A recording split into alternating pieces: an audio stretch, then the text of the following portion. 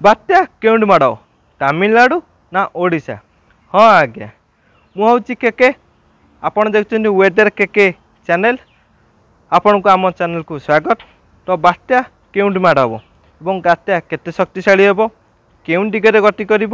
बात्या को शक्तिशाली करने जो सब कारक रही सब कारक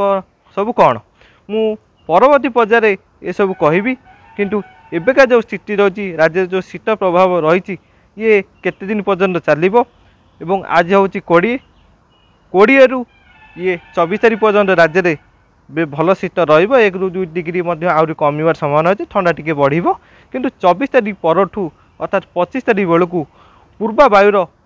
प्रभाव जो पड़ो एवं धीरे धीरे राज्य में शीत ह्रास पाइब एवं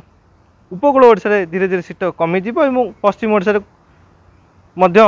धीरे धीरे कमिब एवं मोटामोटी जदि कहवा 25 तारीख परठू राज्य में शीत प्रभाव कमिज एवं पूर्वा वायु प्रभाव में राज्य में शीत आउ देखिए केते मिलबनी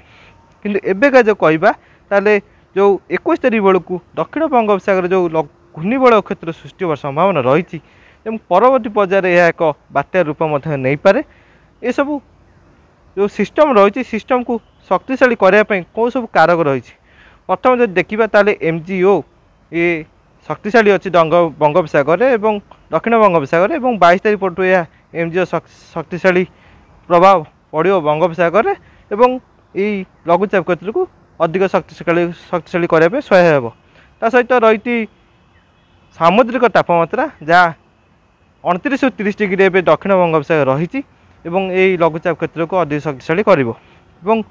तृतीयटी रही गोटे तरंगित वायु पश्चिम दिगरू पूर्व दिग को मुहाऊँगी जहाँफल ये दक्षिण बंगोपसागर दे प्रभावित हो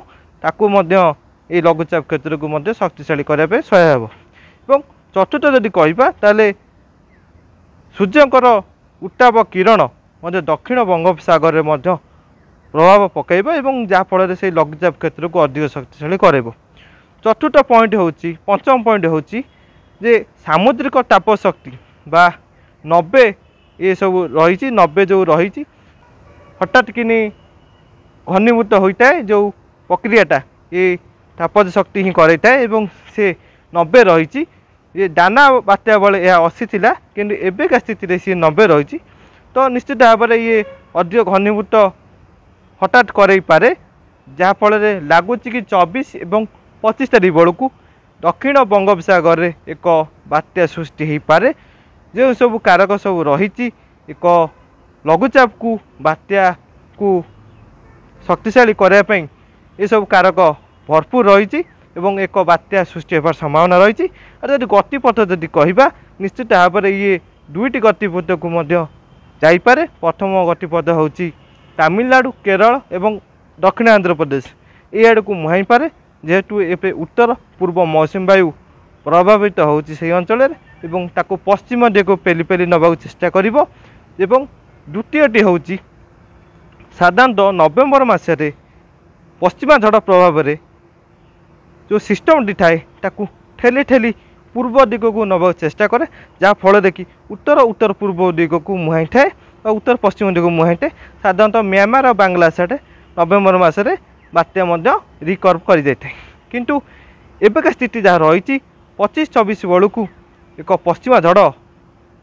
प्रभाव पड़ो से सिस्टम उपरे बा से बात्या उपरे एवं गुरुजा बलय म्यांमार एवं थाईलैंड पाखापाखि गोटे रहुची जहाँफल कि सी उत्तर को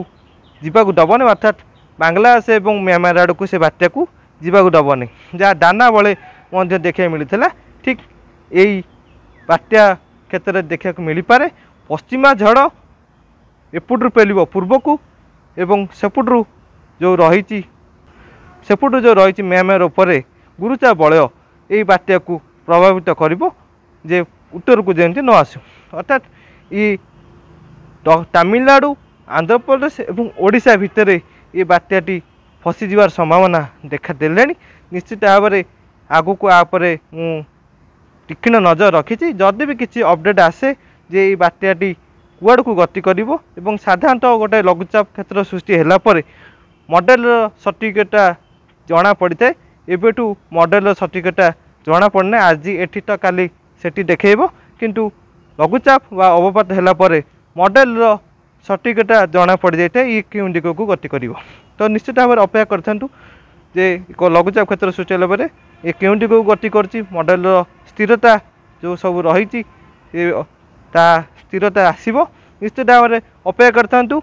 देखुता आम चैनल को सब्सक्राइब करेंगे लाइक शेयर करेंगे नेक्स्ट अपडेट को अपेक्षा करथान्तु। रही नमस्कार।